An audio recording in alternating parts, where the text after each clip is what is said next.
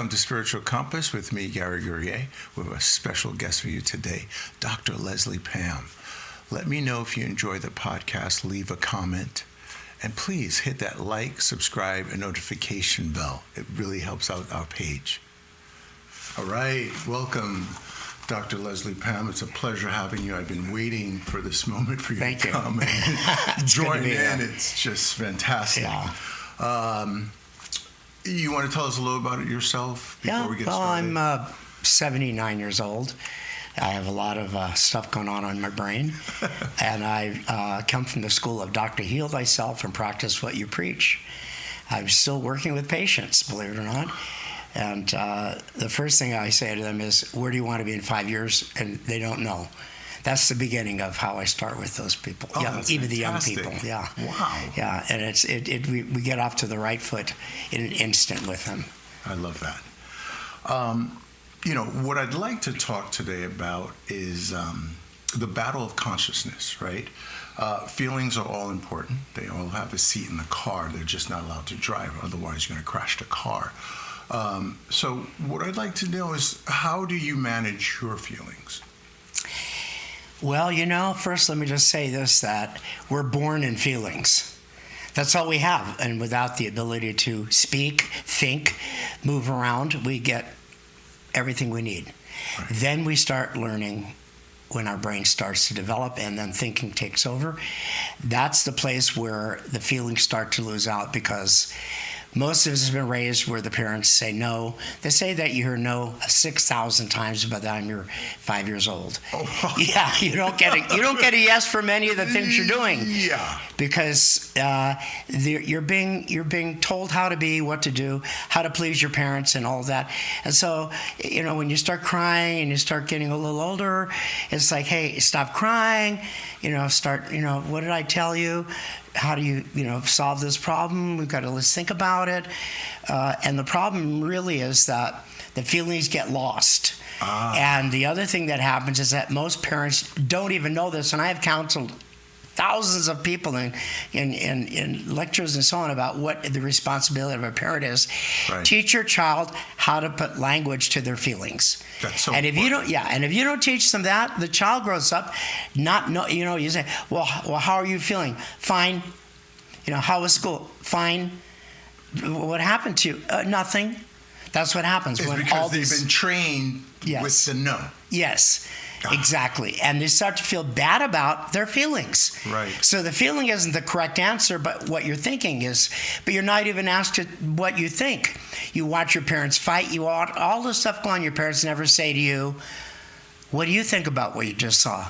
What would you like to do today? You never get choices. So basically, you become a little robot for your parents. They Right. do own you. You are their personal property, right, in the actually, at that beginning, point. right. And you try to please them. That's where people pleasing comes in. And most little kids wow. want to people please. There's a few rebels who get in trouble, but there's punishments that will take that out of you. Right. You never get to tell your parents, I don't like you. And I will tell you that I've had done things with parents with 2-year-olds and 3-year-olds that blew their mind, and they learned out that their kids have feelings, Right. and they need to express the feeling first, and then the insight comes. Because if you don't express the feeling, is the most powerful thing you have. Right. The thinking and so is you actually never get a chance to express that feeling. Yes, and that exactly. is locked in. totally. You're bound, and you don't even know you're feeling. Right. I'm not. What are you feeling? I don't know. I've heard that so many times. I ask people, "What are you feeling?" Someone will say, "I don't know." Do you think it differs for men and women? Not Or anymore. it's- It does. I mean, the people of today, they're equal. I at one point stopped working with old people because I said, the woman always loses out in that conversation. Right. And the young people are great because the woman has more power, equal power, maybe sometimes more power than the man does. Right. And so then they both are on equal footing. And it's just, for me personally, at 79 years of age, it's just nicer to see that take place. It makes my job easier, actually. Right. Yeah. So, you, as a kid, your feelings are suppressed, right? Right. But as we get as an adult, right, how can we manage that feeling, right? Now that we have the power to express it, but we tend not to. Well, we generally don't express our real feelings. For example, when you're hurt, instead of feeling the hurt, you'll feel anger. So we start experiencing our feelings more as anger, not as hurt, because hurt is painful. You see, somebody said when you cut yourself, could that be painful? No, it's painful when your girlfriend leaves you. You know, that's real pain. Emotional pain is the worst thing in the world. We avoided it all possible, every time. Ever. Yes. Yeah, exactly. That's the one that kills you.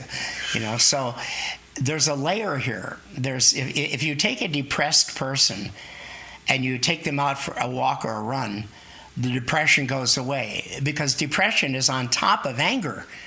So depressed people are seriously angry, but below that is they're seriously in pain. Yes, and so most people don't even know that information. I mean, people say, "What? I did not. I'm feeling. I feel angry that this is."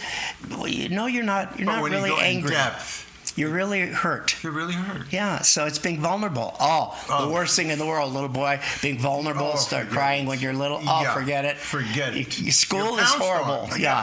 Father's going to look at you sideways, whatever. Even the girls, crying is not allowed, even today, because the crying leads to saying what's on your mind. See, when you're crying, you can say everything that you feel. And that's what I encourage people to do when they're talking. Don't be afraid to cry while you're expressing your feelings, because that's the connection, the part of the brain that you were born with that helped you survive all that, where you had no actual ability to take care of yourself. You required other people to take care of you. Now you're in touch with you. The real you is now all of a sudden available to you. So crying is a great thing to do, but try to explain to people that that's a good thing to do and say, so just the look at you. ultimate thing, is to really get in depth in you. Yeah. Is to grow and learn about you. And totally. Why do you have those feelings? Where do they come from? And once you put those things together, then you can start making your discovery. Absolutely, because the purpose of life is to be yourself. You're born being yourself, but they put a space between the feelings and the thinking, and all of a sudden, the gap gets bigger as you get older. All right, so you need to start closing the gap. When you close the gap, your brain actually likes that feeling. You start feeling that feeling of, I know who I am. I'm becoming myself. I know who myself is. Oh, I love that. Yeah. When I was that is an incredible thing. Closing the gap. Closing the gap. Yes. Closer to thyself. Yeah.